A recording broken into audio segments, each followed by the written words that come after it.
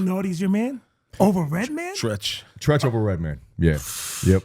Redman will be second. Okay. Yeah. Redman's hot. Yeah. I got to pause. Redman is on fire. Okay, His music is dope. All right? We know there? I love you, bro. Yo. Ladies and gentlemen, welcome to the coastline of Connecticut and welcome to the Shorecast with your host, Apathy.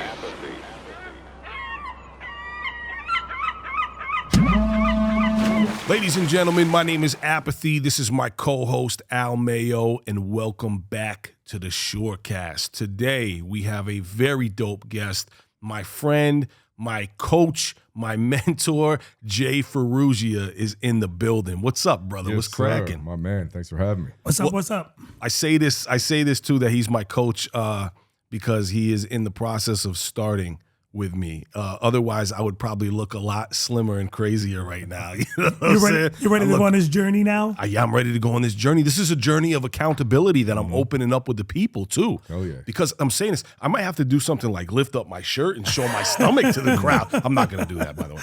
But you know what I'm saying? Like, this is a journey of accountability now because I'm letting my fans know that I'm starting it. What's today's date? December 10th? Yes, it is. December It's out there. 10th, 2025. It's out there. So I'm going to start rocking with Jay. I got to get some results in. Health is the most important thing that we have. Yep. We have this mortal coil that we are in, and we have to make sure we take care of it. And there's been multiple times already, as you guys know out there, that I've almost kicked the bucket from not taking care of my own health. In addition to Jay being an elite level fitness guy and mindset instructor, Jay is an avid hip hop head. Oh, yeah. And that's how we Big time, met. big time. Jay's a real deal hip hop head. So you guys will definitely appreciate that as we discuss that as well. And this is just a great episode too, because this is something that we all have to take more serious, right? For sure. Yeah. I mean, I know you talk a lot about mental health and the effect of mental health and how important it is, but I truly believe it starts with physical health. Because if you're, do we curse on this? I'm sure. Yeah, absolutely. Rated PG? Yeah. I mean, because if you're fucked up on the inside, like your nutrition controls your mindset and all that kind of stuff. Am I not? There we go. That's a little bit better. Yeah. Joe Rogan be doing that too. He tells them just to search the mic, so I guess we can do it too. Search the mic? Yeah, fix the mic. Oh, okay. So I see what you're saying totally. Like it's super important to have your mental health. They're combined. It's a symbiotic relationship. Yeah, because sometimes you might be digging deeper for like, why am I depressed? Right. Why do I have this? Why do I have that? Sometimes it's just your gut health. Or it's just the food you're eating, you know? I've seen so many things about that it is a gut health thing with like whether you're not getting good sleep or whether you're not able to shake certain things. Yep. It's showing that it is your gut health. I think I've always felt that also because I feel like my vice, my problem throughout my life has been eating bad. Yep. That's always been my absolute curse. You know what I'm saying? And that's always affected me health-wise too. And, people have different addictions. People have drug addictions. People have alcohol addictions. My addiction to food almost killed me multiple times. So at some point, that's something that people have to take just as serious. And I feel like in this country, we're solicited horrible food and horrible things like if drugs weren't illegal, if like crack and fentanyl and all these things weren't illegal, the same thing happens to our bodies for the most part. With these food sources. If you watch sports, every commercial is either for alcohol, drugs, or poisonous fast food. And it's just as addictive as drugs. I mean, sugar, they manufacture fast food and like junk food and stuff like that to be super addictive. Like that's the thing. And when they're making it, that's the point of it, to get you hooked on their product, just like crack or something. Right. You know? That's why I don't eat that shit. Yeah. Right. Because it totally influences your behavior. Yep.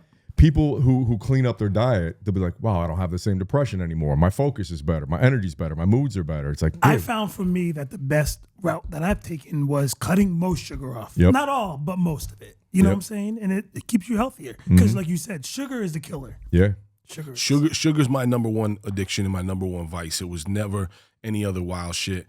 But I'll tell you what, when I had pancreatitis in 2012, and this is for everybody out there who suffers from panic attack or anxiety or anything like that, this is interesting. I'm not saying I'm not a doctor. I don't know what the fuck, but I'll tell you what's interesting, right? Right before I had my pancreatitis and it went crazy, right? I started to spike in anxiety and panic. And I didn't know this was brewing inside me yet, but I was having out of control panic and anxiety. It's what I discussed about what broke up my Get Busy committee shit. And it was really, really difficult for me to deal with. I had agoraphobia. I didn't want to leave the house. I felt mentally crazy. Damn. And I think my body was in fight or flight because something was hurting me, right? Something was working against me. I go into the hospital. They drained all my stuff out. They saved my life. They fixed me. As soon as all my levels returned to zero, to the normal points where they all should be, bro, I walked out with zero anxiety and panic disorder, zero depression, zero, all these things. When my levels were restored, then over the years, as I start to elevate and I'm watching it go, when I go start eating more stuff and I start messing up and I start eating more sugar and I'm eating more cookies and treats and all these candy bars and stuff, my anxiety and panic disorder goes up, right? As soon as I drop it off and I'll do some fasting or do some stuff like that, I cut out all these processed foods and all these garbage things, it all comes back. 100%. And people are just looking for pills for anxiety. Doctors going to prescribe pills. But if you're eating junk food all day, you're drinking soda, you're consuming way too much caffeine, it's going to skyrocket your anxiety through the roof. It's a simple fix, but it's just people don't want to do it, you know? Right. Yeah. What do you think about fasting? People who fast? It depends on the person. If you're somebody who's type A and you already have high anxiety, and to get a little scientific, if you're this kind of geek out a little bit if your thyroid's kind of not optimized and your body temperature is a little bit lower, then it's terrible. It's because it'll exacerbate your stress hormone. So when you don't eat, even no matter what your personality type is, when you don't eat, your stress hormones, you heard of cortisol, right? Your stress hormone, cortisol, glucagon, adrenaline, they skyrocket. So it's when you're fasting, you feel good because you're running on those stress hormones. So you're in fight or flight. You're like, this is great. But eventually there's going to be a price to pay. You crash, right? Well, I asked that because I'm an adult with ADHD anyway. So I'm already up to here. I don't need coffee to be there, right? Yeah. But for me, I fast all day. Right now it's 3, 4 o'clock? 4 o'clock, and I haven't eaten at all today. Okay. And I won't eat until maybe 6, 7 o'clock tonight. Yeah. That's it. Okay. That's the only reason you're not fat, bro. I lost 20 pounds since April. Oh, nice. So, and I wasn't trying to. It's just my eating habits have changed. Another crazy thing is, too, this country got so out of control with all of the cancel culture and making people feel bad about themselves and so-called fat shaming. Like, look, I don't want it to be like old school, like in the 80s where you just shit on somebody for you're a bad person and you're a bully. A bully is a fucking bully. Let's keep that very fucking clear. A bully is an asshole, right? A bully is a small person. However, it should not be like, oh, you're morbidly obese and you're overweight and that's okay though because you feel good right now. Yo, that's fucking dangerous. I hate that mindset. Yeah. I think that's fucked. I think that mindset in this country is super dangerous, and we don't let people know. If you saw your cousin, you went over your cousin's house, and it's Thanksgiving, and they're like sparking up a crack pipe at the table. That's the exact analogy. You'd be like, yo, bro, what the fuck are you doing? But they're doing the same thing with food. They're just as unhealthy, and you're telling them it's okay. You're justifying it. Right. You're telling the younger generation it's not wild, okay. Man. It's not okay. Yeah, the processed foods and all that stuff that we're given, and we just keep seeing more variations of Doritos and you know what I'm saying, all these different things. But I'm gonna bring it back to hip hop real quick because we're gonna talk more about this. You're a native New Jersey guy, right? Who's your favorite New Jersey MCs? Tretch, nice, man. Easily, hands down. When is the first time where you knew it, where you heard it? Do you remember the first song? When I knew Tretch was my guy? Yeah. I mean, that first album, bro, you can go through that first album. Their first album was in 1991. Every track is fire. But let me guess, Yoke the Joker fucks up. Yes, sir. Everybody. Yoke the Joker. Absolutely. Absolutely. Yo, Tretch, you're a motherfucker for Yoke the Joker, bro. You blew all of our minds with that shit. It's so incredible. Hands down. Hats off to Tretch for Yoke the Joker, To this day, I've heard that song probably like 2,000 times. And I'll be like, what the fuck? Like blown away like it's the first time I heard it. What album was that? Back the Fuck Up? That's Onyx. That's Onyx. I'm sorry. I know. What album was that? It's called Naughty by Nature, right? Maybe you First should album? stop fasting, bro. It ain't working. The first album was actually just It self-titled. just, Yeah, it's just Naughty by okay. Nature. That was on Okay. OPP on it. Yeah. Yeah. I thought it was. I kept thinking. I said Onyx, but I thought 1991 or something. No, Naughty- 1993 was the second album. Okay, That was yeah. with Hip Hop Hooray and all that. Got it. You know what I'm saying? Yeah. So Naughty's your man over Redman. Tretch. Tretch over Redman. Yeah. Yep. Redman will be second. Okay. Yeah. Redman's hot. Yeah. I gotta pause. Redman is on fire. Okay, His there we music go. is There dope. we go. All right, we hear I there. love you, bro. I gotta say my favorite Jersey MC might be Lauryn Hill, bro. Ooh, Lauryn okay. Hill is Hill's that's a good pick. incredible. Yep. It's either Lauryn Hill or like man, the Outsiders are all dope, man. Every single one of them. It's so hard. Jersey has so many. People need to do a documentary on Jersey MCs. Yeah. Actually, no. I'm sorry. My favorite Jersey MC has to be Tame One. And that's interesting I don't because even know who that is. Tame One from Artifacts. Oh, okay. Yeah, Tame One had some of the dopest flows of all time in hip hop history. But Jersey is just a special place between Poor Righteous Teachers, Latifah, everybody, Lords. man. Lords of the Underground, get out of here, man. Yeah. There's so much amazing energy. You know, of course, Redman. You know, Redman's an anomaly though too, because I'll tell you, Redman can just come on a track and talk about fucking nothing, and it's the flyest shit you've ever heard. I still remember the first time. It was Rhyme of the Month in The Source in 1992. His verse on Headbanger. Oh yeah. Just had to rewind it Dope, 80 dope. times in a row. Right. Mind was blown. Wow, like I got cerebral, you know what I'm saying? Yeah. Oh my God, man. My flows be wet like, crazy. Redman is always so dope, man. He, like I said though, sometimes he says absolutely nothing, and it's manslaughter in alphabetical order, 4 quarters, raw waters, turn son to granddaughters. Yeah. And I'm like, yeah, that's fire. You know what I'm saying? It's dope, man. It's dope. What was your first hip hop experiences like when you were a kid? Like live music, you mean, or Just hip hop in general. Like, what was your first exposure? I mean, just hearing Run DMC, Beastie Boys, all that kind of stuff. Fat Boys, even like all that, and probably 83ish. Right. I grew up. My dad would listen to like Bruce and Tom Petty and The Who. Yep. I was like, whatever, you know. And then when I heard hip hop, I was like, yo, what is this? Yeah. And then it was, I was in love ever since. Just obsessed. Like, this is my shit Springsteen's a Jersey guy, right? for sure. Yeah. Wasn't Jersey guy. Bon Jovi too? Yeah, Bon Jovi. Yeah, man. Yeah. Jersey's got some heat, bro. For sure. All these Jersey folks. That's dope. That's dope. I know you have some hip hop tattoos, man. First of all, you have a Public Enemy tattoo. I try really hard to explain to people what it was like when Public Enemy was like ruling the planet, like how powerful their music is. You know what I'm saying? Like, do you have a favorite Public Enemy album? Takes a Nation of Millions. Yeah. Easily. Right. Yeah. I understand that. You know what's funny about that though is I feel like that's an age thing, right? Like if you're a Public Enemy fan, it tells a lot about like when you were born. Like everybody I know, like my brother Esoteric, who's a couple years older than me. All the guys who are a couple years older than me, they like It Takes a Nation of Millions the most. I like Fear of a Black Planet the most. I mean, great album. Right. Hard to argue. Yeah. Right. But it's just, I think that's an age thing. It That's is. like the difference between dudes who they love America's most and I love Death Certificate the most. Yeah. Because I was born in 79, I'm 46. So, you know what I'm saying? It's like a different age gap, that dynamic. Yeah. But I still think you can go through It Takes a Nation of Millions. Every track is fire to this day. Holds up. And the rhymes, goosebumps on the rhymes. It's like, yeah. Chuck D Dope album. It Chuck is. D like stepped straight out of a comic book, bro. You're just a superhero. I got so much trouble on my mind. Crazy, bro. It's crazy to imagine that there's nothing like that out there today. Right. Not even There's, close. There's no artist out there even preaching anything like this. Nobody. No. So powerful.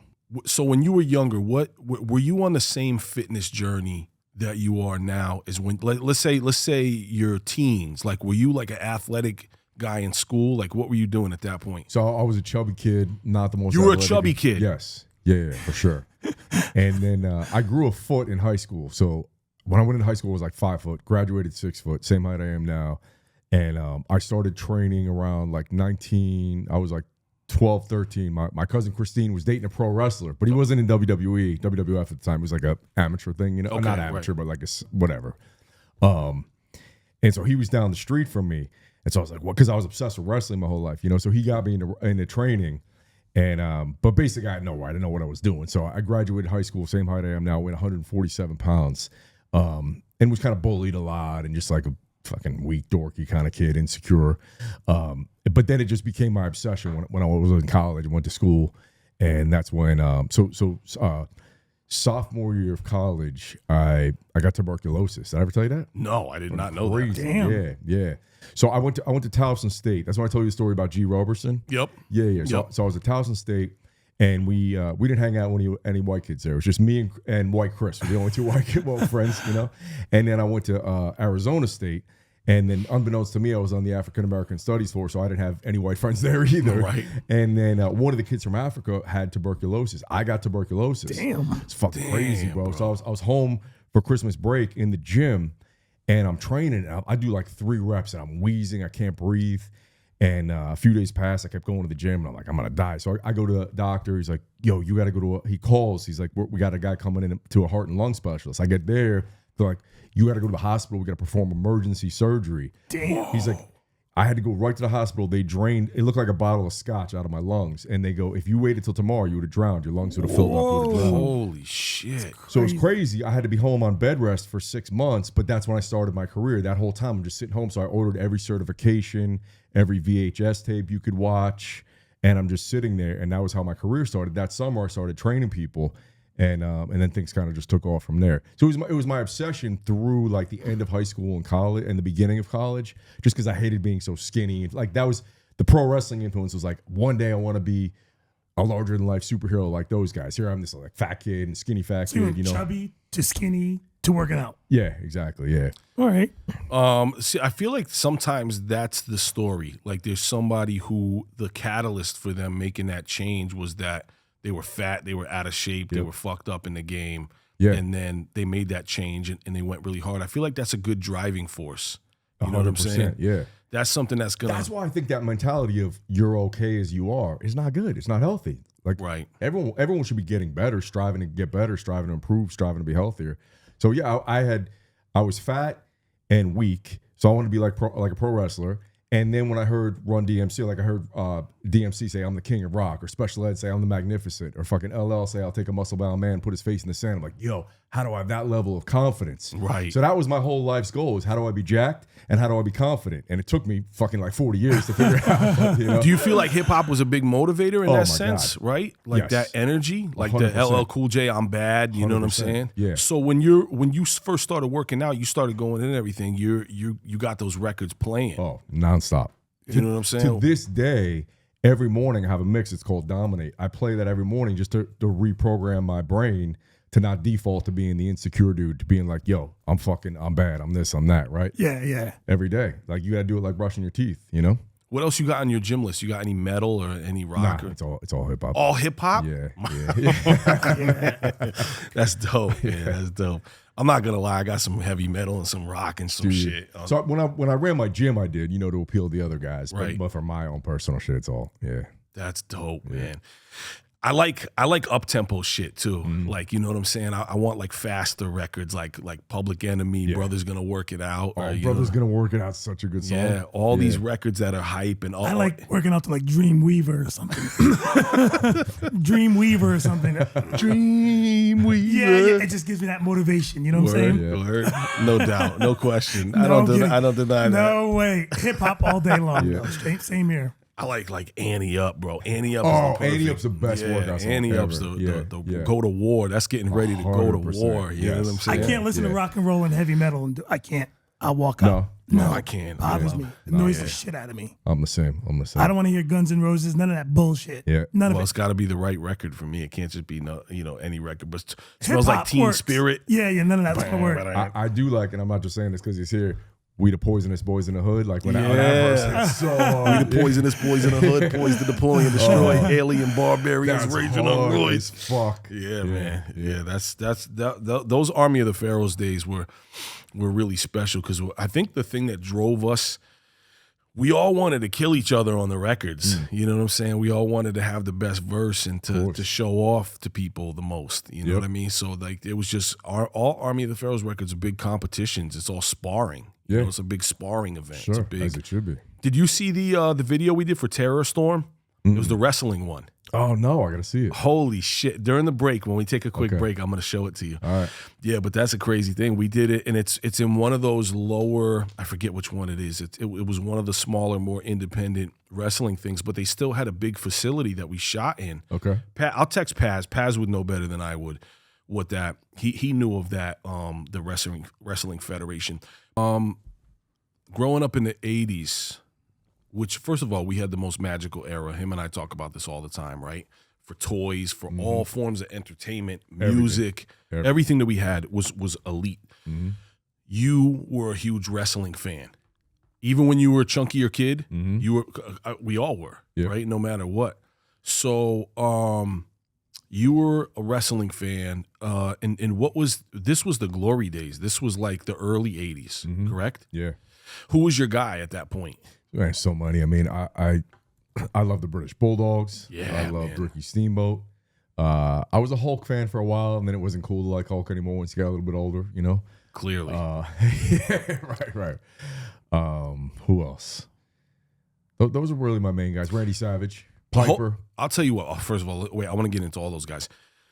The Hulk thing really fucks me up and makes me angry because I was probably the most invested in Hulk when we were kids, Hulk Hogan. And I was a Hulkamaniac, dude. He had us saying our fucking prayers and eating our vitamins. Oh, yeah. And I was so invested in him. And it sucks. It's almost like, obviously this is a worse scenario, but it's like discovering that your parents are human. You know what I'm saying? Like you idolize these people and you think these people are so dope, and then they do something to fuck that up for you. It happened with me with rappers. Yeah. There's rap guys who I met who are pieces of shit, who are fucked up.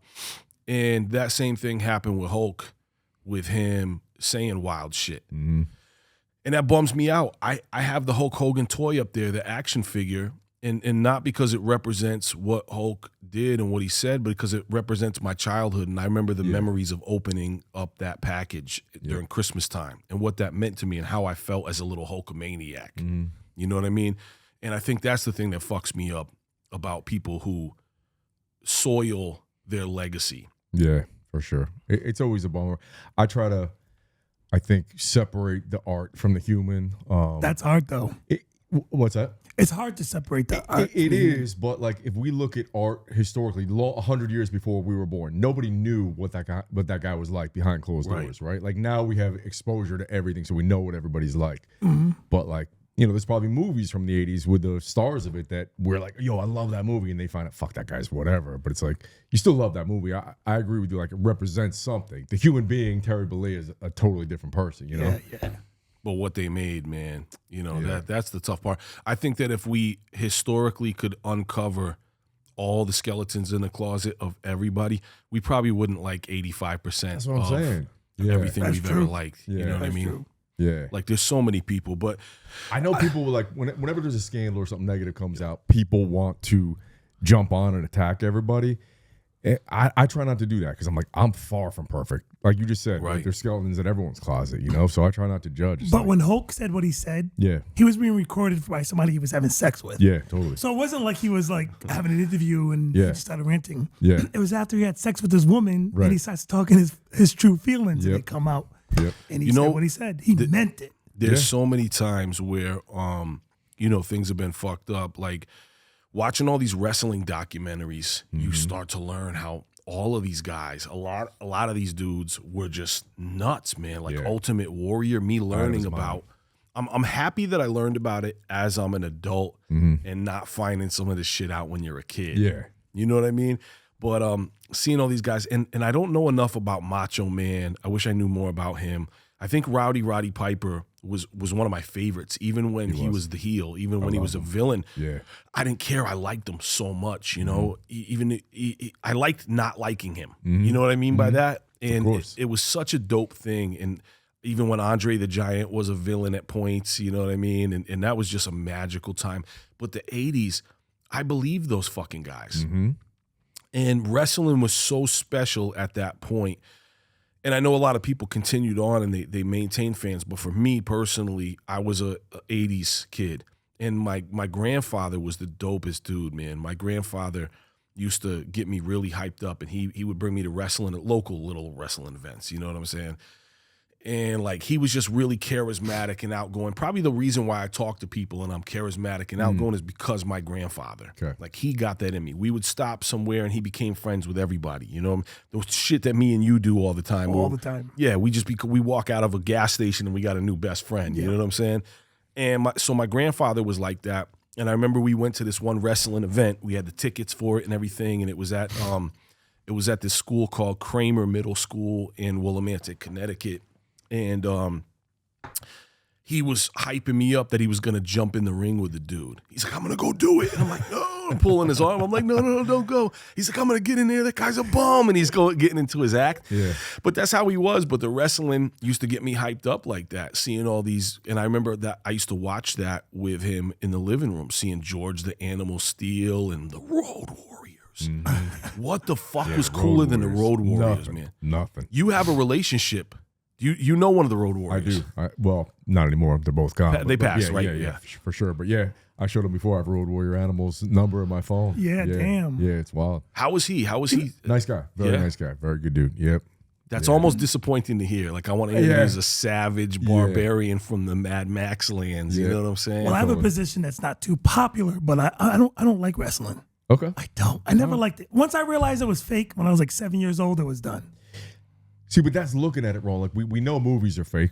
It would be weird if we thought it was real. As adults, that would be like, this is weird. You know what I mean? But once you know that it's not fake. It's the outcome's predetermined. So the guys, they do hurt each other. Like I know a lot of those guys. They're banged up 52 weeks a year. But it's like a soap opera for adults. You know, it's like if you really appreciate the athleticism, the storytelling, it's like there's 20,000 people in the arena. 19,000 of us, unless you're under 8 years old, know that it's a predetermined outcome, but you're still cheering. You're still like, fuck. You know what I mean? When we did the AOTP Terror Storm video, we did it in a real wrestling arena, right? Yep. Have you ever felt what a real wrestling mat feels like? No, is it like really it's bungee? hard as fuck, bro. And the ropes are steel cables. Yeah. If you and I ran the ropes right now, it would feel like we broke our ribs, and you'd be all purple tomorrow. You got to. It's like building up a callus. You get used to it. It is batshit crazy that these guys, like you see them in the TV, and you see them. They run and they bounce off the thing, and they jump and they slam somebody down, and they jump off the top ropes and boom, hit the mat, and you're like, oh, that's probably cushioned and shit, bro. It's fucking. But gnarly. the ring's on spring. The ring is on springs, so it's a spring. Not as much as you think, though. If I slammed you on your back 52 weeks a year on that, you wouldn't think it was too springy. Yeah. When we got in that wrestling ring and I felt it and I felt what it felt like, I was like, holy shit. Yeah. Like, everything about it changed in my brain. That takes a level of athleticism and toughness that is fucking crazy. Mm-hmm. Like, regardless if it's dramatized, you know what I'm saying? They're still fucking doing the goddamn thing. I liked that as a kid, but I just grew out of it. You know what I'm saying? So here's the thing about wrestling. There's so many life lessons in professional wrestling. Like, you got to be a good storyteller to succeed in life. You have, like, your entrance is everything. Like, right? So when Stone Cold's music hits, when the glass hits, you know it's your ass. Like, we're not all going to enter Madison Square Garden every day, but you're going to enter a room. How do you make people feel? What's your posture like? What's your body language like? What's your eye contact like? Right? So there's storytelling. You could be great in the ring, but if you can't work a mic, if you can't communicate, if you can't cut a promo, you're dead in the water. You're never winning a match. So it's like communication skills. It's like learning how to work a crowd. And then my favorite life lesson from pro wrestling is turn heel. The heel's obviously the bad guy, Piper, Iron Sheik, all that. Because we live in this soft world where everybody wants to be liked, everyone doesn't want to offend anyone, everyone wants to be nice. And so you have that kind of mindset, whereas if you turn heel means I don't give a fuck what anyone thinks, and I'm gonna say what I say. But it's not the hashtag zero fucks given, because that would mean you're a sociopath. Like, I have to care deeply about what you think about me, because if you think what you think about me is at a level that I don't think is great, then I'm fucked up. Right. Like, I'm not living by my morals. I'm not living my purpose. Like, something's fucked up. Someone that I love and care about. But everybody else, who gives a fuck? Like, if we walk down the street right now, I don't give a single fuck what anyone thinks. That's how about you live your life. That's me. That's how you live your life. I don't give a fuck. Yeah, I don't. So like, I think turning heel, like embracing that, like Kobe, right? Like when Kobe turned to Black Mamba, that changed his career, because he's like, Kobe's here, but Black Mamba's here. I don't give a fuck about anything. I just want to win. And that's what you need, that mentality sometimes. Like, if you're just Mr. Nice Guy, you're getting nowhere in life, you know? True. I just said this in an interview I did. Like, imagine if wrestling didn't have that character aspect of it. Like, Macho Man was just, imagine if Macho Man just came in and was like, hey, yeah, I'm going to have a great rant. I'm going to have a great match. I'm going to go in there. Nobody's Normal watching. Voice. But he's like, let me tell you something. Yeah, and he does his thing. Yeah. Oh, I love it so much. Yeah. And then Roddy Piper, they were believable. Mm-hmm. And it was just magic, man. Ultimate Warrior was kind of mysterious. He was just a lunatic. Forget about the fucking the Road Warriors. And I'll tell you what, when I was young at Hartford Civic Center, me and my brother Dwayne, we went and saw a wrestling match. My mom brought me this, both of us, to go see this wrestling match. And it was one of the first times. It wasn't the first time, but it was one of the first times Undertaker was brand new, right? Okay. Undertaker was brand new. It was like 89. Yeah, around. Damn, that's when he came out? Yep. Right around. Yeah, that makes total sense then. So me and Dwayne are by the fence. He's coming out, and I was like, oh, and it's spooky. I'm not gonna lie, bro. Yeah. It's legit. Like, especially when you're a little boy, you're 10 years old, and he walked by, and I touched his shoulder, and they probably really? just iced him. Yeah. But he was freezing, and I was like, oh shit. You know what I'm saying? He's really dead. Yeah, he's like really crazy. So I loved Undertaker right away, and then, you know, as time goes by, I don't give a fuck about wrestling. It just kind of phased out for me, right? It phased out for me at the end of the 80s, early 90s, at some point. So then I'm just watching this YouTube clip of the comeback of The Undertaker, right? Where The Rock is there, and The Rock is talking all this shit in the ring, and then the lights go out, and it's like, bong, and I'm like, oh, and I got the goosebumps like a little boy, because he can, and then the lights go out, the arena's out, they're like, oh, and the fans are going fucking crazy. Yeah. And then all of a sudden, The Undertaker's just in the ring, the lights come back up. That's magic. That's like showmanship. That's like even when you come out a certain way at a show. But the way I remember the Road Warriors, they used to come out way back to Iron Man. Oh. Yeah, Black Sabbath, Iron Man. Yep. And then at one point, Road Warriors came out of their minds. Yeah, man. Then one time they came out on Harleys. Yep. And I'm just like, oh, this is so fucking dope. So dope. I never seen any of those. The showmanship's crazy. None of them. Yeah. I remembered Roddy Piper because They Live, the movie. Oh, that's classic. fucking. I'm here to kick ass and chew bubble gum. Yeah, bubble gum. that's my. I love that fucking movie. That's a dope movie. I'm gonna watch that tonight or tomorrow. I They love Live that movie. is classic. That's why I remember him. That's like what's going on nowadays. I know, right? Put the glasses on and see what's really going on.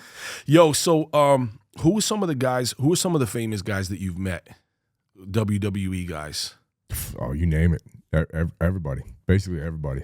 That's crazy, man. Crazy. Yep. That must have been before, though. You didn't get a chance to meet Andre. No, I didn't meet Andre. He's gone. But I remember being backstage at a Hall of Fame thing, and Charlotte, Ric Flair's daughter, is talking to me, and she's like this, and I'm like, Charlotte, I have no idea what you're saying. I can't even pay attention, because her dad was right there. Ric Flair was right there, and I'm like, I got to meet your dad. Oh. Yeah, it was wild. Dope. That's crazy, man. That's so dope. I had a toy of Ric Flair, but this was before Ric Flair was in WWF. What was the other one? He was NWA. NWA. Yeah. So he was in. So their That was figures were a little NWO. bit. No, that was a group inside. Oh, that was? Yeah. Yep. NWA was the other federation. National Wrestling Alliance. All right. But the Ric Flair toy I had, they were almost made more like He-Man. Okay. They had the arm that moved this way, the arm, and they were shorter like that. I know exactly which ones you mean. Yeah, so I had Road Warriors ones like that. Oh, I had those too. Yeah. I had the Road Warriors too. And they had little snap-on pants. What year? What year was this?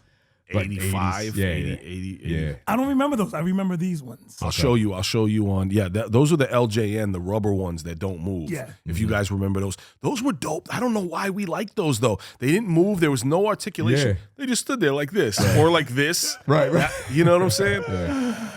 I think Iron Sheik was like that too. Exactly. If I remember correctly. Yeah. But those didn't do things. And you know what else were dope? A toy was, and this is so funny though. Thumb wrestlers. Yeah. Like you had Hogan, you had Yeah, Rowdy that's right. Piper. You put Junkyard your finger Dog. up their butt. You know what Yeah. I'm saying? Funny, yo. Hillbilly Jim. Yeah, Hillbilly. Yeah, Hacksaw Jim Duggan, Hillbilly Jim. Hillbilly Jim was dope too. That's how old I am, man. That Hacksaw Jim Duggan was like a newer wrestler around the time where I was getting out of it. You know what I mean? Yeah. But there was so many dudes who I loved, man. Like George the Animal Steel, I was such a huge fan of.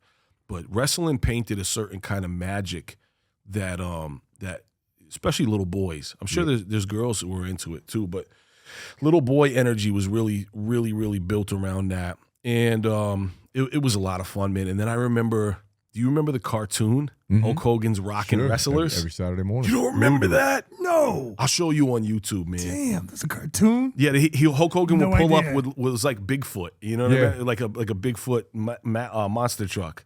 But Hulk Hogan's Rockin' Wrestlers. I used to watch my it every goodness. I've never seen it.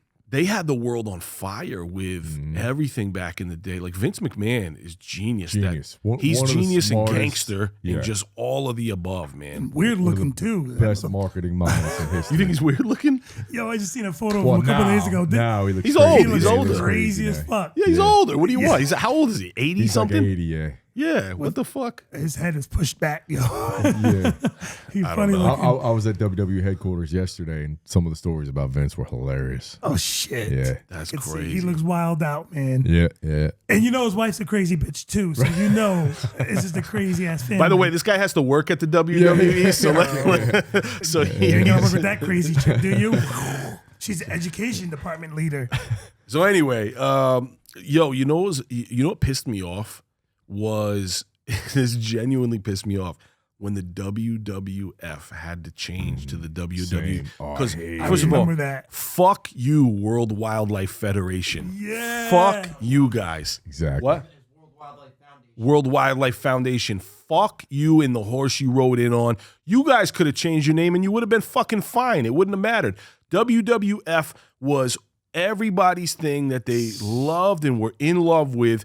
That's cool. Yeah, everybody wants to save animals for fucking certain, but you guys could have changed it to something completely different and been fucking fine with your Panda Bear logo. Get fucked. That's what I say to you guys. Agreed.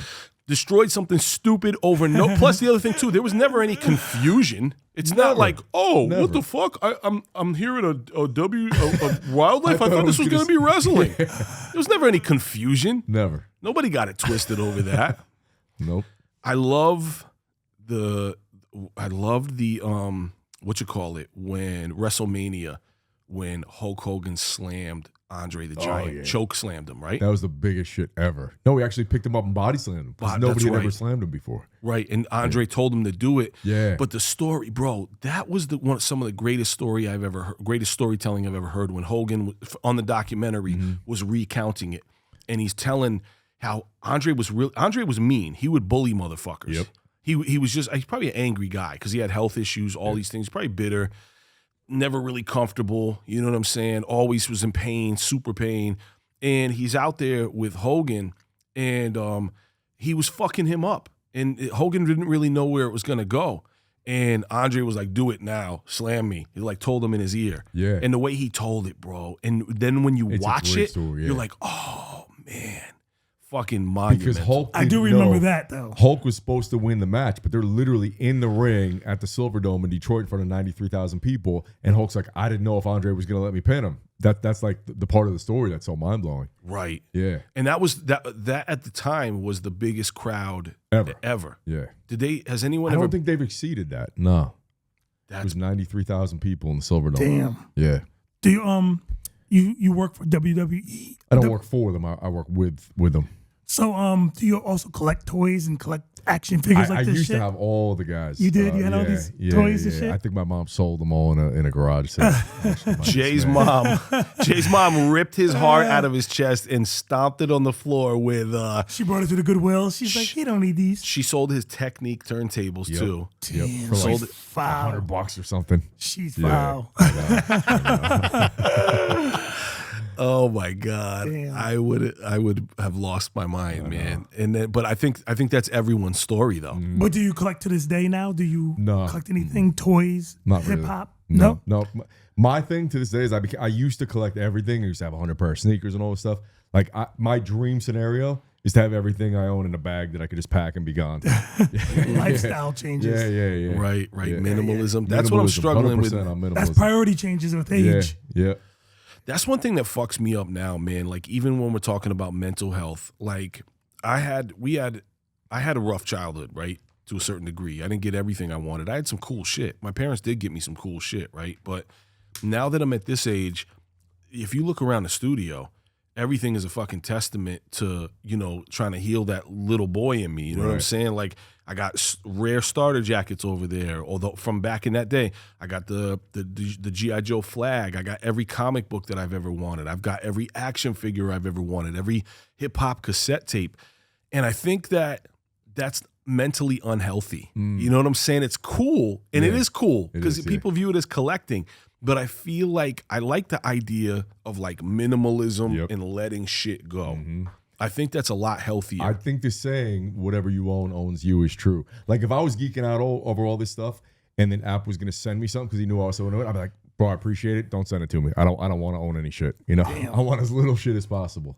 I love that saying, "What you own owns you." You're a collector though too. I am, but just like you were saying though too, I want to get rid of a lot. Yeah. Because I have a lot that I don't really need. I don't have the feelings I used to have. You know what I'm saying? Yep. So I have a ton of toys from the 80s. They're cool, but I don't strive to get more anymore. Yeah. I like what I have, but it's cool.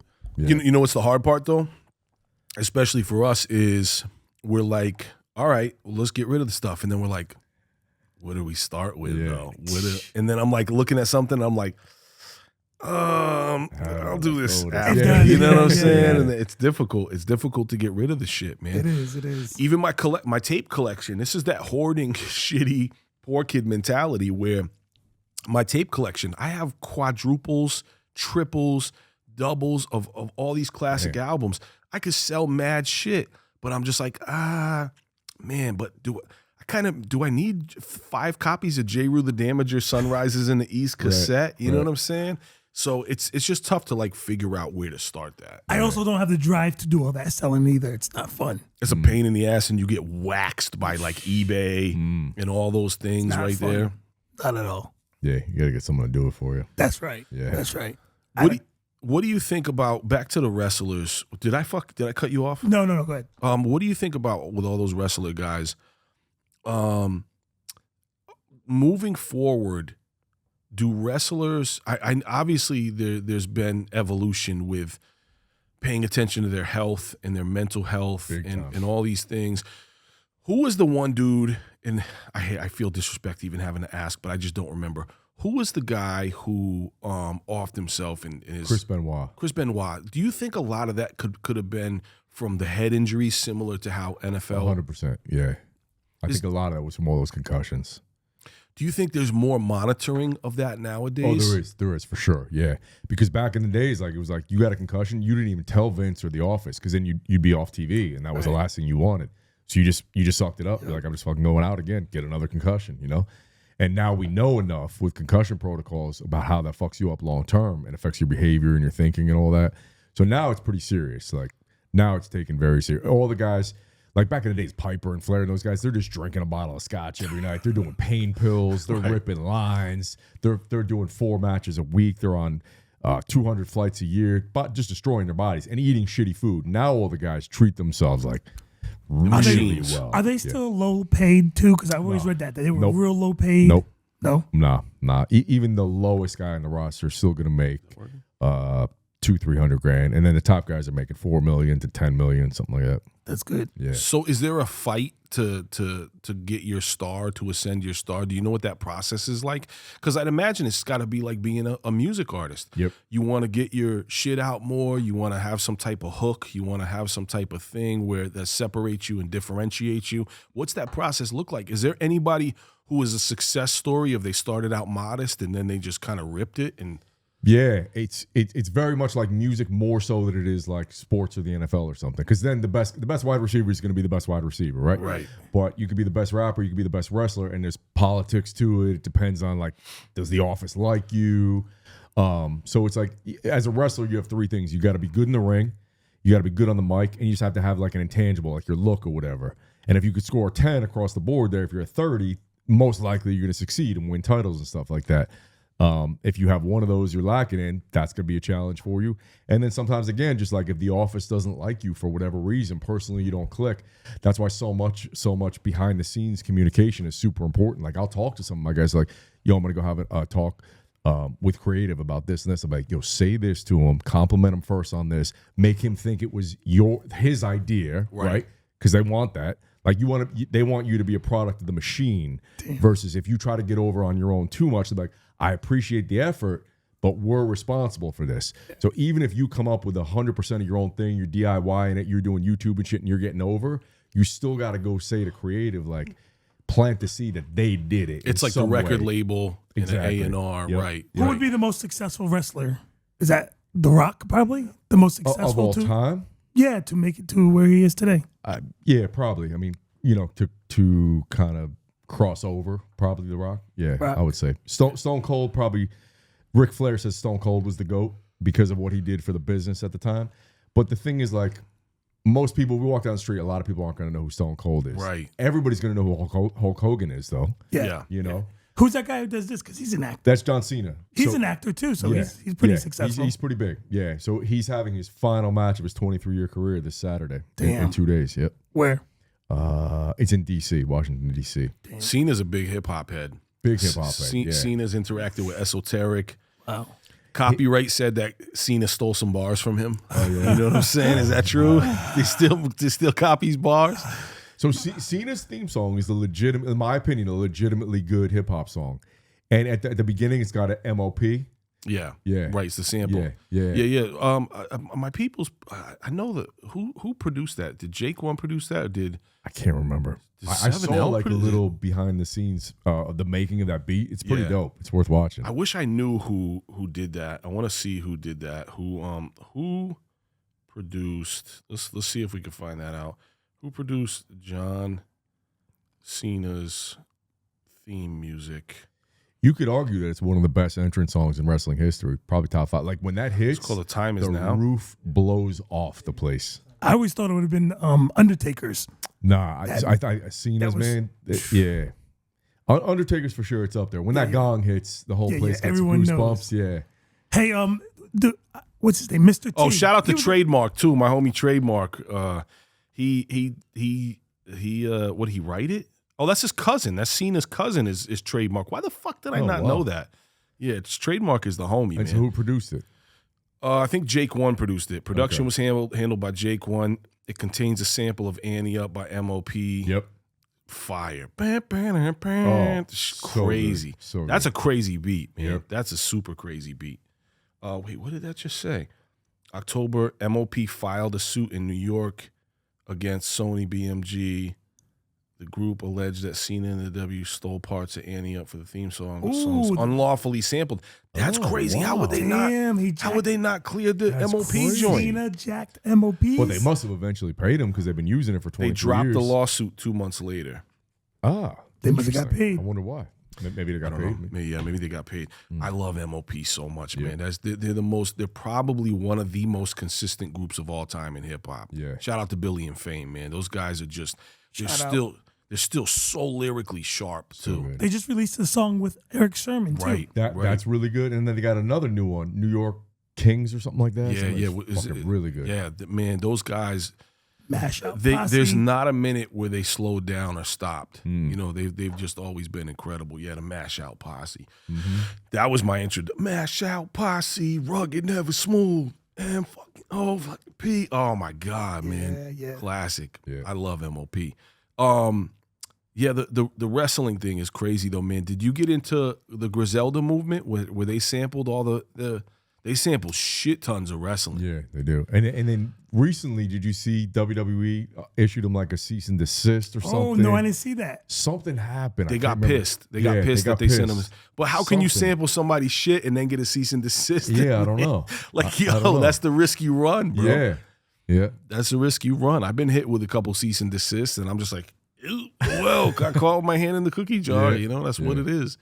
What's the transition like for you training somebody who is a WWE huge brolic motherfucker to training somebody who's a MLB pitcher or something like that? So the first thing we look at is what injuries do we want to prevent? Overuse injuries in other sports are more common than wrestling because like you'll be rotating one way the whole time, right? So we're going to prevent that kind of injury, overuse injury, throw and prevent that. So before we're strengthening, we're preventing. So it's called prehab. Everybody's heard of rehab. It's like prehab. It's like prehabilitation. So we're bulletproofing you against the injury. For WWE, it's more chaotic. So it's like can't really predict what the injury is going to be.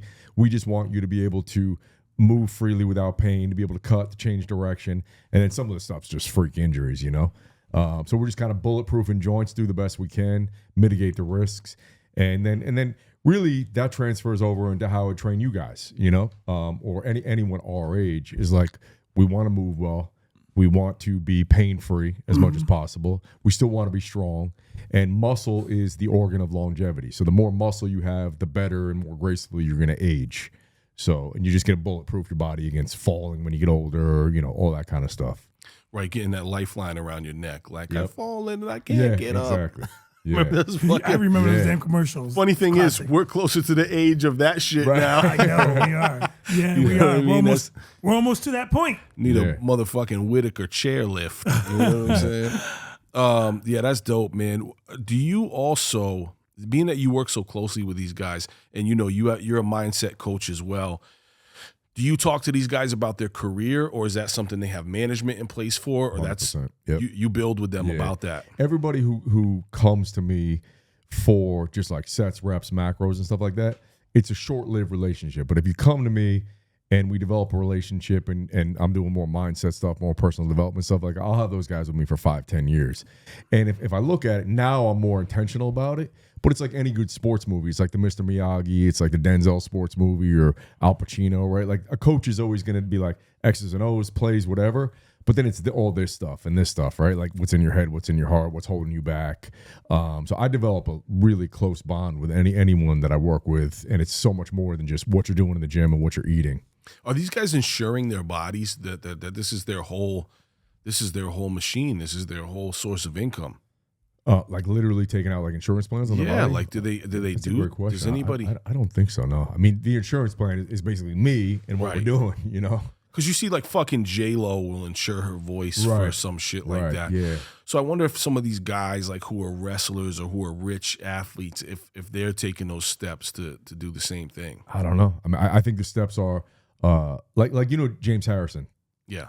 Football player. Yep. Hall of Fame linebacker, number 92 for the Steelers. Like he turned the last few years of his career, he spent I think like $250,000 a year on his body. Like that's the insurance policy, right? Like all the food, all the soft tissue treatment, the massage, the workouts, sleep enhancement, anything you could do for recovery. That's the insurance policy.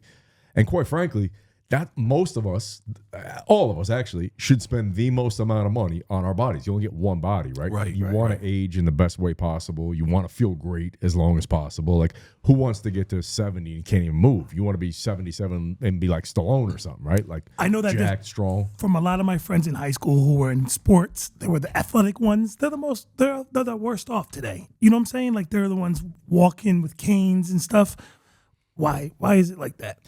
It's hard to say. I mean, so many people just give up. A lot of people who start athletics as a kid, mentally they get burnt out because they're like, I've been doing this since I was 6. And then let's say they go to the pro level and at 26, they're like, dude, I can't do this anymore. So they fall off and go the opposite direction. Well, a lot of the kids you went to with high school, also you went to high school with, there wasn't the proper education, right? Yep. For how to take care of your body and the things that you want to do to make sure your joints are intact. You're just out there fucking raw dogging life and training because it was the 80s and the 90s. Right. You know what I'm saying? Like there's nothing, it's not the same as it is now where there's science or you have a certain amount of, you know about quality of life. We know about diet. We know about things that affect us, you know? So, yeah, we didn't know that what you eat would impact the level of inflammation, and you could heal yourself fast. And we didn't know about the quality of sleep. You're just like drinking, like you said, just raw dogging life, you know? Yeah. Is there any common misconceptions? Because I feel like here's my issue with the internet, and I'm sure a lot of people out there will agree with me. I go on TikTok or Instagram, and I know people laugh at TikTok, but man, I get a lot of valuable information from TikTok. A lot of interesting things. I guess maybe some of your guys' algorithm is more fucked up than mine, right? Because some people are like, yo, TikTok's bullshit. It's all teeny boppers and dances. And I'm like, well, what are you doing to make your algorithm be like that? Right. You know what I'm saying? My algorithm is like science and nutrition and fucking, that's what pops up when I see conspiracy theories. Yeah. But so I think that here's my issue, right? Everybody's got a product to sell. So I tuned to one guy and he's like, never eat peanuts and they're toxic for you and all these things. And then the next guy goes, peanuts are perfect for you if you blah, blah, blah. Then this guy says, never eat carbs because carbs are the devil and you have to fast. Then somebody will say, no, fuck fasting and carbs are great. Yeah. So how do we discern and how do we, navigate this? Yeah, and I think that's a huge problem. That's my problem with the health and fitness industry as a whole is, dude, you guys are complicating the fuck out of it.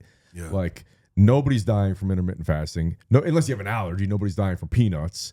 Nobody's dying from eating too many carbs. Like, it's like, no, that's not the issue. If we walk down the street now, that's not the issue. They like to point it to one issue, though. Yeah. Like peanuts, like you said. They point it to one issue. It's not. It's like, now you're just confusing everybody. Yeah. We need to look at the commonalities. Like, we know that if you eat what our great-great-great-grandparents could have eaten, we're going to be healthy.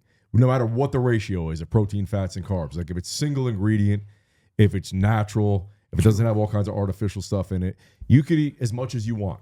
If I said, eat as much grass-fed beef and potatoes and fruit and veggies as you want, you ain't going to get fat. You're not going to get unhealthy. Right. You're not going to die. Like, you're going to be fine. And so, certain people, like you said, are demonizing this, demonizing that. It's like, bro, that's not the problem. You're just making it worse. Right. You're just confusing people. So really simplify it, dial it down.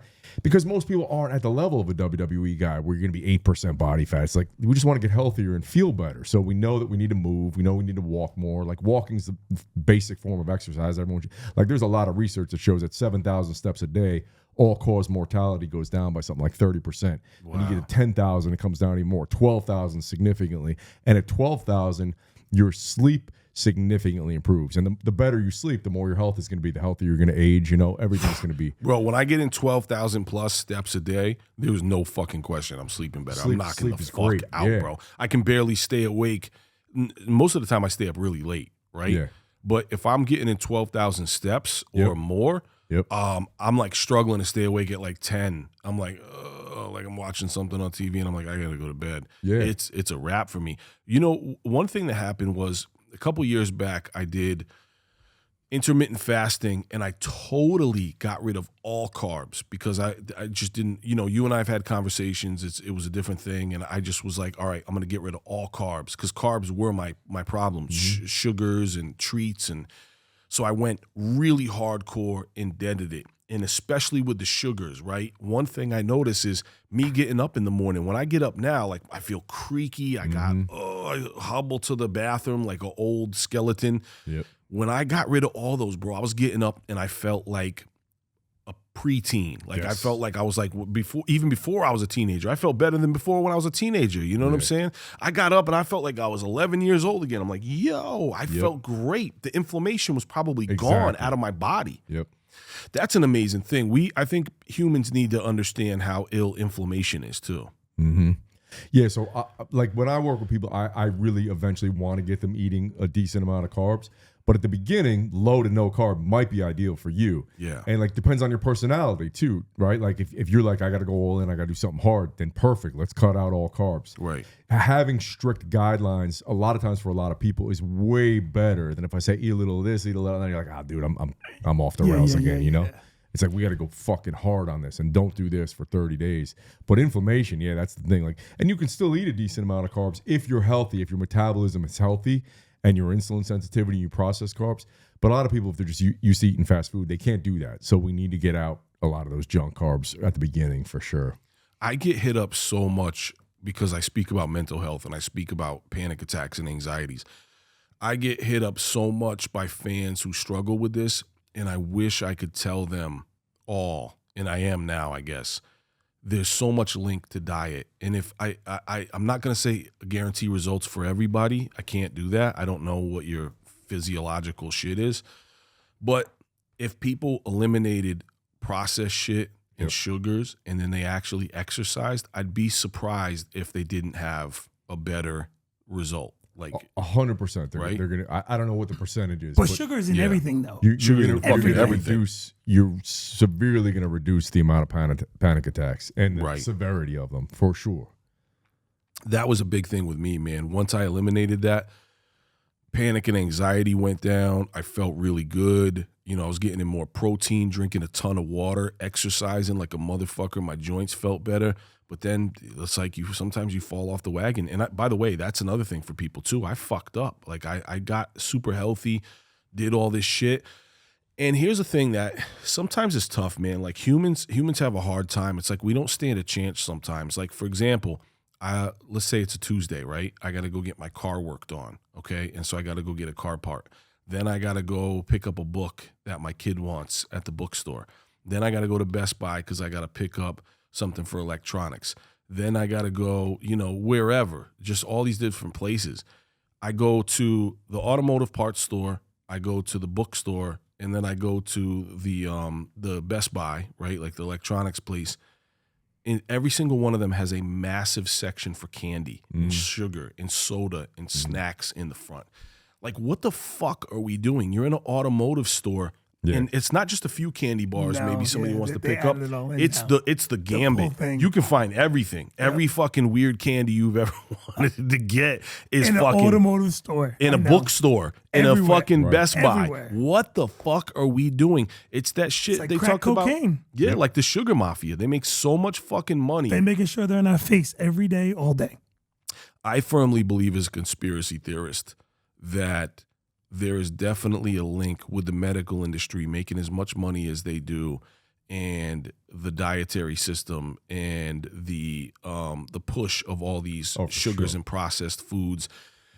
It makes sense that they need to keep people sick and unhealthy, and they'd rather give us a Band-Aid with a prescribed medication as opposed to having a lifestyle change. For sure. Which is catastrophic. Yeah. Because we're just going to continue to be fucked up and we just go in and get a quick little thing, but we're still eating pizzas and Doritos. You want to hear something fucked up?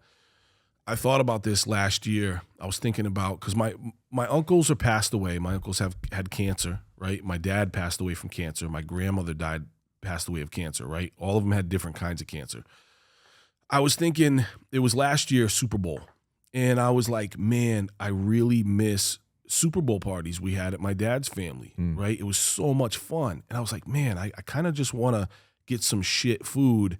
And I'm like, oh, it was so great. We used to have pizza, wings, Oreos, Doritos, sodas. And I'm like, these are all horrible fucking things. Yeah. Like this is what we tie to the entertainment. It's all poison, Yeah, and it's poison that we tie it to these memories and this entertainment, and it's fucking crazy. But the thing a lot of people don't know is there's healthy versions of all those too. Right. There's like organic. You can make all that homemade, right? If you get it at Pizza Hut, obviously it's garbage, it's poison. Right. But you can make it all. But what they need to remember too is that the ingredients have changed since we were younger too. For sure. So Yeah. the taste and all the flavors we remembered are not the same anymore because it's not the same. Yeah. McDonald's was even different back when we were kids. It You was know what I'm healthier. saying? Yeah. Yes. They used to cook. Of course. They used to cook the fries in beef tallow. Beef when we were tallow. kids. Yeah, correct. And they were better. They tasted better. Yo, if you guys know out there, you guys get a good batch of McDonald's fries that slaps now. I just want you to know it's probably about 10 times better when we were kids. Yep. The motherfucking apple pies that were cooked in the same shit,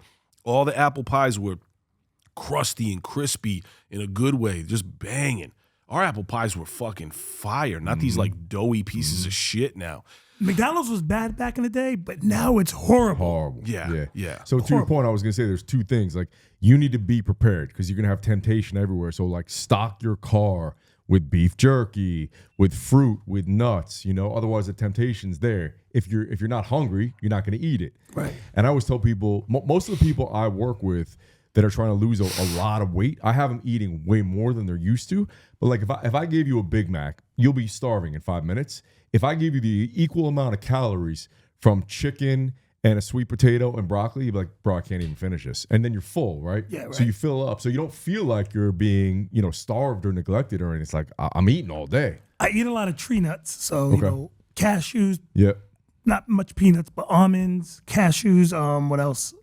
It's just a whole bunch of them, you know what I'm saying? Yeah. Throughout the day. I look at the menu now. I look at the ingredients now. Yeah. I didn't used to, but I look now. You know what I'm saying? It matters now. Yeah. Peanuts aren't tree nuts. Those are what are Yeah, they? right. They're legumes. They're legumes. Yeah. Yeah. You also eat a lot of these nuts. Yay. Too easy. That's why I said tree nuts. I said, I eat a lot of tree nuts. He knew. I made sure the tree was first. This is how we roast each other all day long. If I said I eat a lot of nuts, he would have fell on the fucking floor. I had tree nuts. I think that what's funny is I think the immature humor is gonna hopefully, knock on wood, keep us alive longer. You know what I'm saying? Yeah, like hopefully. fucking around, the way we fry each other, and the things that we say. In an emergency situation, are you ever eating McDonald's? Nope. No, it's gross to you. It's gotta be insane to you. Yeah. So I stepped on a scale yesterday. I've been on the road now almost 2 weeks, and I didn't want to at all, but I've lost 7 pounds in the last 2 weeks. I hate that. I don't want to do that, but I just refuse to eat shit food. Yeah. So I'm going to eat healthy Same food. here. I need to eat a lot to maintain my weight. Like I just have fucking like skinny fat genetics. So I need to eat a lot, but like I'm not eating shit. I'm eating clean food. That's what I do basically. I'll starve before I eat garbage. 100%. I'll drive by McDonald's Because you just know, a lot of people don't know what it is to feel good. You just wake up every morning and be like, oh, I guess I'm just old. But I'm 51. I wake up, I feel like I'm 21. I feel great. You know what I mean? That's how, Jay, please, that's how I want to get, man. Yeah. Yeah, I take it seriously too. And I know I got to go. I'm not the type where I don't know about you guys out there. I can't like slowly, I can't be like, well, I ate 5 donuts yesterday, so I'm just gonna eat 2 or 3 now. It doesn't today. work for so many people. I'm the type like of person, extremes. I gotta cut it out. Like today, I ate with Jay, and I was like, what are you eating? And I copied what he ate. What'd you guys have? We went to the Shack in East Lyme, in Niantic, and we had poached eggs. We had poached kitchen eggs. sink. So the thing is, when you go out to eat, if you get eggs, 99% of the time they're cooked in canola oil. So if you get poached eggs, it's always your best option. So we had poached eggs, we had grilled chicken, we had sourdough toast and fruit. Perfect. Yep, that was it. And then Jay asked if they had the grilled chicken. They chefed that up because it's a diner.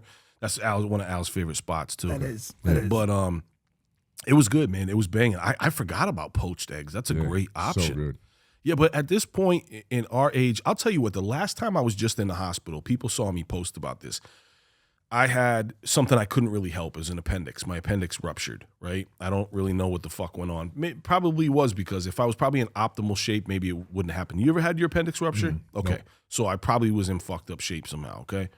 I realized when I was in there and I was stuck in there and I couldn't leave. We had to wait for these results. We had to wait for me to drop a fever, and I'm in there and I'm losing my mind. I just want my freedom back. I felt like I was in jail. Yeah. He knows. I was like trying to get the fuck out of there. I don't want to continue to have problems like that. Right. I don't want to spend my time in a hospital. Like, I don't want to do any of that shit, man. And I already have several knocks against me. Yep. I had pancreatitis at one point. Cancer runs in my family. You know, all these different things happen. I'm predisposed to high triglycerides in my blood.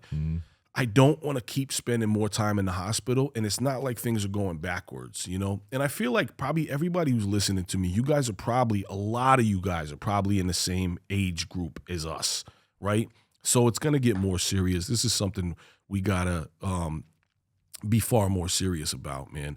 What do you think is for just the average person out there, not everybody who's going to, get into contact with you, what do you think the first step is for somebody changing their life? What's the research that they should be doing as opposed to that's what I like to get to. What's the proper, in a simple terms, what's the proper manner for going forward as opposed to the bullshit manner? I would just say what I said before. Like if you just eat single ingredient foods, you don't even have to think about it. you should get used to reading the ingredients, but you should also be very rarely eating foods that have multiple ingredients. So single ingredient foods: meat, chicken, eggs, fish, potatoes, sweet potatoes, veggies, fruits, honey, rice. Right. All single ingredients.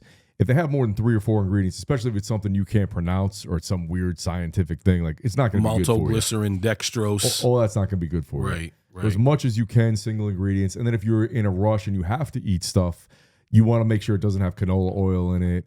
You want to make sure it doesn't have artificial sweeteners in it. Ideally, not sugar in it. Things like that, you know? Yeah. And I know we talked about you you being out of shape when you were younger. What was the age that you really started? You said it was in college that you started to take things seriously? Yeah. Yeah. Yep. Man, see, I wish I had taken things more serious. I was so consumed with being a rapper that I didn't. That's the other thing too. And then being on tour, I developed so many bad habits where we would just stop and eat what the fuck ever. You know what I mean? Or there was times where we couldn't afford to stop and we just had to keep. I was eating out of gas stations, gas station sandwiches and fucking snacks and shit like that. But that's the thing. Like, people will use that as an excuse, and I'm like, I can go into that gas station and find something. You did. We did today. That's what I'm saying. Yeah. You can get bananas. You can get an apple. You can get hard-boiled eggs at a gas station. You can get beef jerky. Like, there's Tree always nuts. tree nuts. There's always healthy options somewhere. So you're just lying to yourself. Like, there's healthy options. You're just choosing to grab the shit. You know what I mean? There's always healthy options. It's been about 2 years since I've stopped with the sugar I used to eat. I Okay. used to snack like him. Yeah. Candy, sweets, all day long. And then one day, my numbers, I got my blood check, and my numbers were going up for diabetes. Yep. It wasn't there, but they were going up. Yep. And that was the moment I was like, yo, I'm done with this. Exactly. So I just stopped with the sugar, most sugar, and this is where I am today. Yeah. Because I saw what my future was going to be like. That was my wake-up call. Right. They're You know what I'm linking saying? diabetes more to Alzheimer's too. Like they're 100%. saying that It's called inflammation. diabetes of the brain. Yeah. And my pops has that, you know? So, and then when he moved in, that was another thing. He moved in, so he's a diabetic. So the sugar I used to have around was crazy. I had it everywhere. Just one day, stop doing it. Just like that. Yep. Change the lifestyle. Mm-hmm. Simple. Yeah, that's crazy, man. Back to hip hop. Who would you say is your top 5 MCs right now? All time or currently? If you can do it all time. Let's just do all time. I got to go with Rakim and Kane. And then I got to go Nas, Black Thought. Mm. We're just talking lyricism, right? Yeah. Yeah. Okay. You're missing a vital one there. No, don't influence his shit. You're missing my ace. Who the fuck you want to say, Pac? Well, Pac is, I would have accepted that. But you know who the ace is. Hove. Mhm. Yeah. Oh, for real? Yeah. Ace. Okay. Jay is the ace. Definitely. I mean, that's the thing. That I could see that on any given day. I could see Tretch. I could He see didn't write Andre. his lyrics. He rapped without writing his lyrics, man. Oh, I know. Oh, you mean he didn't write them down? Didn't write them physically? down. I He listened to a song and then spit it. That is impressive. That is Yeah, impressive. that's pretty cool. Yeah. Yeah. Jay's the ace. Who's your fifth? Oh, fuck. It's so hard. Again, it changes based on, but being from Jersey, I'll go with Tretch right now. All right. That's good. That's a good list, man. That's a good list. Yeah. But in 100% all honesty, that's how I first connected with him. I honestly think this man right here is as good as anybody. No doubt. I think he's top 10. 100%. Thank you, man. Thank you. I And appreciate on that. records with Black Thought, with Pharoah Monch, with Nas, same. No difference. He's just as good as those guys. Just Thank as you, good as man. those guys. To me, I really appreciate that, and that means the world to me to hear.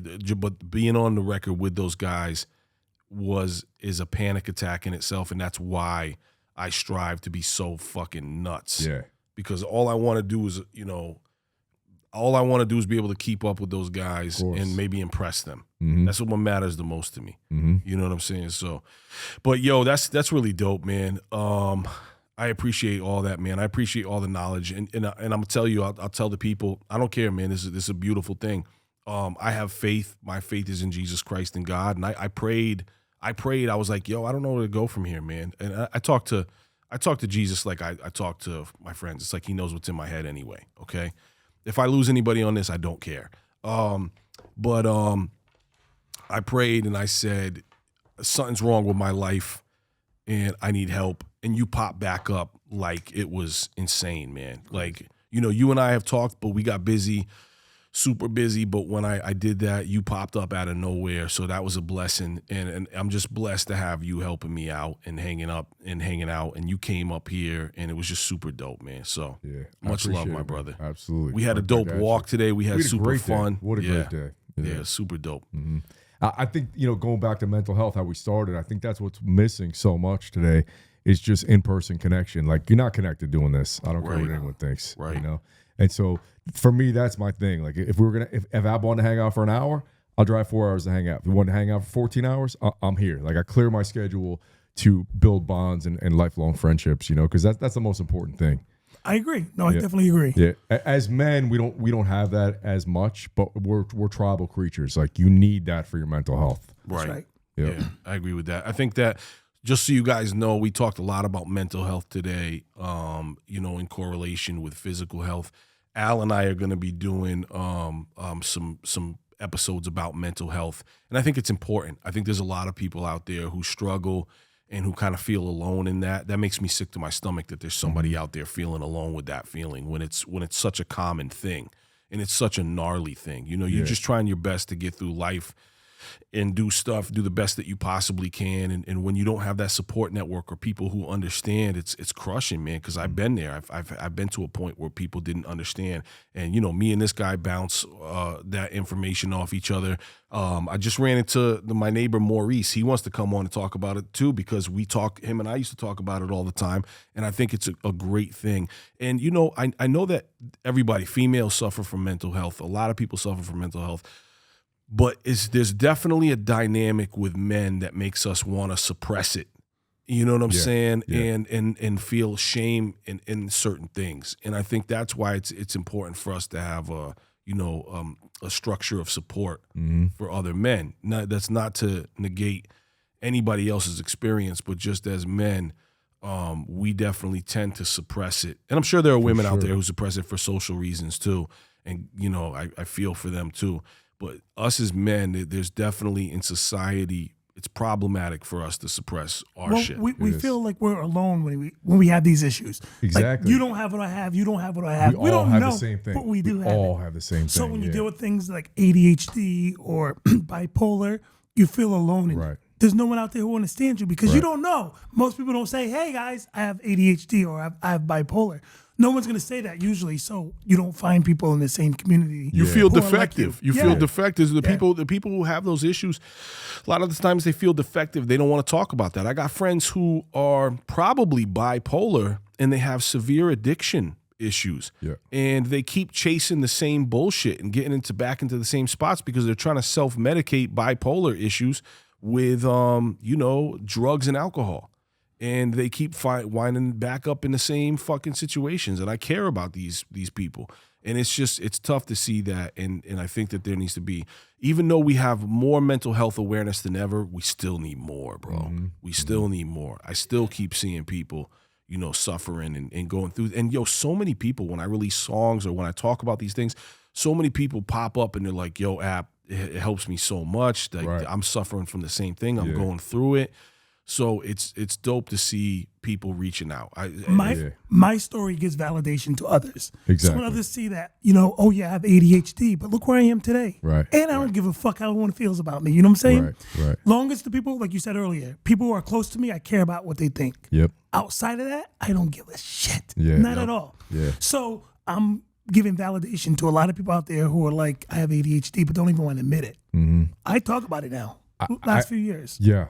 I think too that people who are in like an alpha dominated kind of culture or whatever think they always have to be bulletproof and have that suit of armor on. Where this guy, like if you just listen to Army of the Pharaohs or something, you'd be like, oh, that guy's probably super hardcore and standoffish and he's Mr. Tough Guy. I said to him today, and that's a huge compliment, like he's got warmth. He's so engaging. He makes people feel comfortable. He's an amazing listener. His eye contact, his body language, and like, that's fucking amazing. Like if you were just Mr. Tough Guy, you and I wouldn't even want to be friends with him. You know what I mean? Yeah, but I think some people hold up that alpha image. It's like, no, bro, it's cool. Like you can let that down and be cool and connect. I see that, and I feel like it just must be exhausting. It's exhausting to posture. Like that's the tough thing, man. That's a really tough thing. And in this industry, a lot of people have had to keep that up for a long time because it's like you don't want to appear soft. You know what I mean? It's almost like You go to these shows, you don't want people to think you're soft, take Right. advantage of you. You don't want people saying certain things. But you know, we're dads, we're older, we're supposed to be the wisely statesmen, you know what I'm saying, to this hip hop shit. Yeah. But yo, let's go get something to eat, man. Oh, yeah. Let's Oh, go yeah. fucking eat. I'm starving. Let's do Jay it. Farrugia, Starving. I love you, brother. Oh, man, love yo, you. thank you. I'm gonna My put pleasure. Jay's Thank social medias. We're gonna have them all over this shit. You guys can follow him. He's fantastic. He puts up amazing content. Al Mayo puts up the best content. He's out there putting up these reels, Big Al Mayo's reels, Big Al Mayo's reel reviews. Yeah. My bad. The bar squad. I was on that. You know when you get put on the spot, I'm like, Yeah, oh wait a minute, damn. BAR. You know The what I'm saying? double R. The double R. You know, Al Mayo's food reviews are incredible. Sometimes they get him in trouble, but who gives a fuck? Yeah, I don't care. Whatever. I keep it real to real. That's it. That's it. the That's all that phrase. matters. So we're gonna get out of here. We're gonna go eat some healthy food, and God bless everybody. Peace. Peace.